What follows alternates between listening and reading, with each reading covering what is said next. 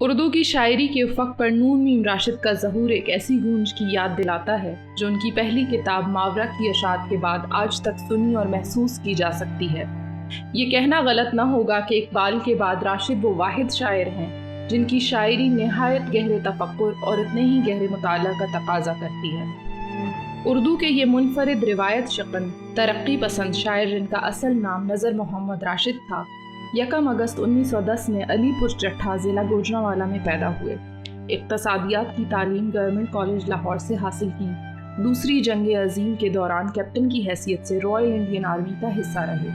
آزادی سے پہلے نون میم راشد دہلی اور لکھنؤ میں آل انڈیا ریڈیو میں خدمات انجام دیتے رہے۔ نون میم راشد نہ صرف شاعر بلکہ ایک مفکر، مترجم اور ناقد بھی تھے۔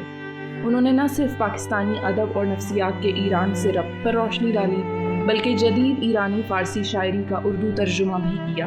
ان کی اپنی شاعری بھی فارسی شاعری سے متاثر نظر آتی ہے۔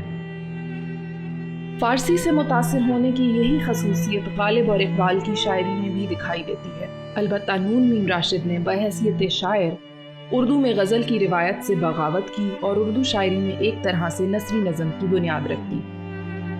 ان کے بعد کے مجموعہ کلام میں ان کے نظریات کافی پختہ دکھائی دیے۔ ان کی شاعری روایتوں میں جکڑی تعلیم یافتہ مسلمان نسل کی عالمی تناظر میں ذہنی صورتحال کی عکاس تھی۔ ان کا مخاطب بھی یہی بدلتی ثقافتوں میں حیران کھڑا تعلیم یافتہ شخص ہی ہے۔ ان کی شاعری میں جذبات بھی نظریات کے سائے میں میچور دکھائی دیے۔ نون میم راشد کی سوچ اور فکر اپنے زمانے کے کسی سیاسی اور ادبی تحریک کی محتاج نہ تھی، بلکہ ان کے اپنے داخلی اضطراب کا نتیجہ تھی جو ہر سوچ اور فکر والے شخص کا نصیب ہے۔ یہی اضطراب ان کی شاعری میں جا بجا دکھائی دیتا ہے۔ ماورا سے لے کر ایران میں اجنبی تک اور اس کے بعد لا انسان کی نظموں کو غور سے پڑھا جائے تو نون میم راشد کی شاعری کا جو کردار تشکیل پاتا ہے اس کا تعلق ہم اس روایت سے بآسانی جوڑ سکتے ہیں جسے ہم دانشوری کی روایت کہتے ہیں۔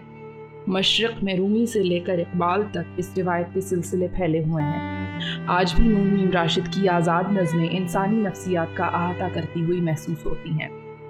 9 اکتوبر 1975 کو راشد صاحب نے 65 سال کی عمر میں انگلینڈ میں وفات پائی۔ ان کے وفات کے بعد ان کے جسد خاکی کو جلانے کے حوالے سے متضاد معلومات ملتی ہیں۔